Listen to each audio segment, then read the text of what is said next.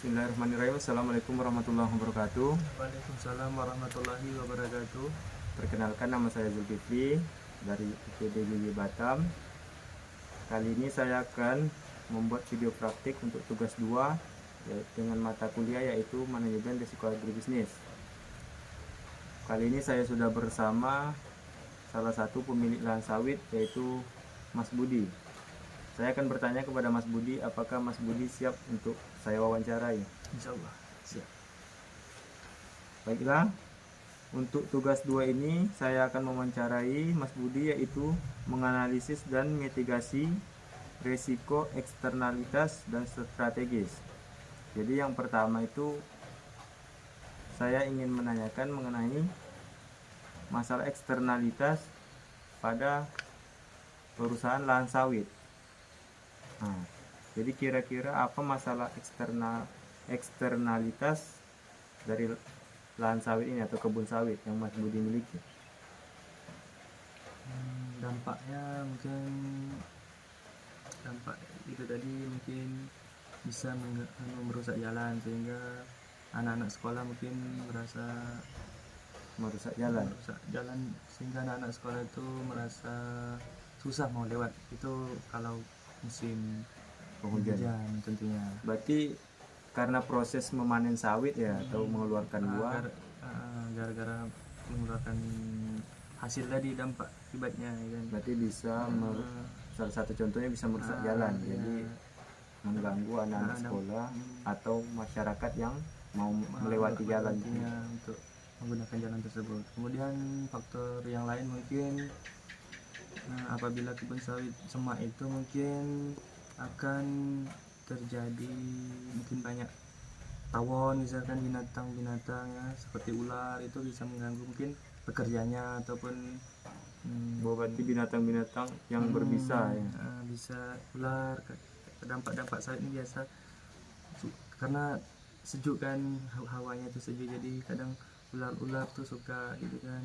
Tapi bisa berbahaya bagi si pemanen ya. Yang memanennya entah itu pekerjanya dari tuan itu sendiri ataupun pekerjanya seperti itu. Kemudian kalau apabila semak itu jadi sarang, contohnya sarang tawon, itu bisa berakibat fatal buat yang manen, seperti itu. Kalau untuk masalah rawan kebakaran, apakah kebun sawit itu termasuk salah satunya bisa dibilang rawan kebakaran atau tidak? Bisa dikatakan rawan apabila musim kemarau, apabila di situ mungkin semak terjadi semak, mungkin bisa jadi rawan kebakaran. Penyebab yang lain mungkin pelepah itu bisa menyebabkan jalurnya api. Berarti salah satu kesimpulan yang dapat saya ambil yaitu karena semak bisa menjadi tempat atau bersarangnya binatang-binatang yang mungkin berbisa dan juga bisa menjadi rawan kebakaran. Jadi menurut Mas Budi apa solusinya itu, Mas? Solusinya ya itu tergantung pemilik kebun sawit tersebut. Kalau tidak ingin lahannya itu semak maka dibersihkanlah supaya tidak merugikan pekerja ataupun yang mengerjakan itu. Itu juga bisa berdampak pada masyarakat yang lain. Karena apabila ada orang yang lewat di kebun sawit tersebut mungkin bisa jadi kena sengatan lebah itu ataupun yang lainnya. Berarti kalau masalah rawan kebakaran berarti itu juga bisa menjadi salah satu polusi. Polusi asap dan menyebabkan lain sebagainya. Pencemaran udara ya. Pencemaran lingkungan, mengganggu pernapasan yang melewat di air itu tersebut. Baiklah Mas Budi, saya akan bertanya ini yang kedua, yaitu mengenai masalah strategis. Strategis itu adalah hal yang memiliki peran penting. Contoh misalnya mungkin kurangnya tenaga kerja atau misalnya kurangnya persaingan pembeli. Apakah di tempat Mas Budi, tepatnya di Desa Semen Mas, apakah pembeli itu memiliki harga yang stabil atau tidak? Kalau kemarin-kemarin tuh mempunyai harga yang tinggi karena mungkin banyak pesaing juga kan, sehingga menghasilkan harga yang tinggi. Tapi sekarang ini dengar-dengar harga sawit mulai menurun, mungkin disebabkan peraturan pemerintah di atas seperti itu. Apakah kekurangan persaingan itu menjadi salah satu penyebab harga tidak menetap? Bisa juga, karena kurangnya Berarti- persaingan itu bisa menyebabkan kurangnya tinggi harga seperti itu. Kalau untuk faktor alam itu misalnya kemarau panjang atau banjir, apakah berpengaruh terhadap hasil panen, misalnya buah? Ya, kalau di tempat sini bisa berpengaruh. Apabila kemarau panjang ya kualitas buahnya berkurang ataupun buruk itu. Berarti masalah ini faktor alam juga termasuk salah satu. Ya, kalau terlalu banyak hujan pun bisa berpengaruh juga apabila sering banjir seperti itu.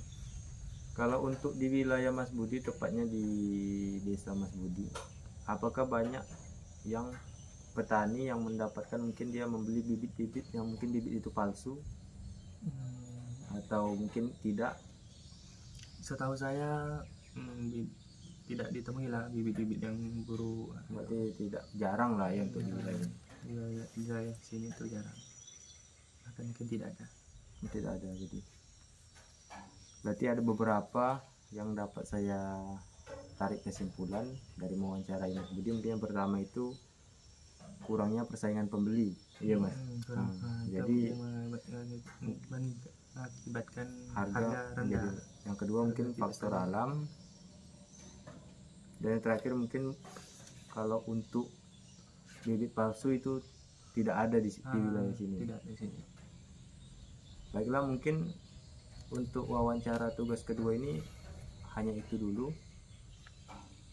Terima kasih saya ucapkan kepada Mas Budi. Ya, terima kasih kembali kepada saudara Igor. Mungkin hanya itu yang dapat saya sampaikan pada tugas kedua mata kuliah Risiko Manajemen Agribisnis. Akhir kata, wabillahi taufiq wal hidayah. Assalamualaikum warahmatullahi wabarakatuh. Waalaikumsalam warahmatullahi wabarakatuh.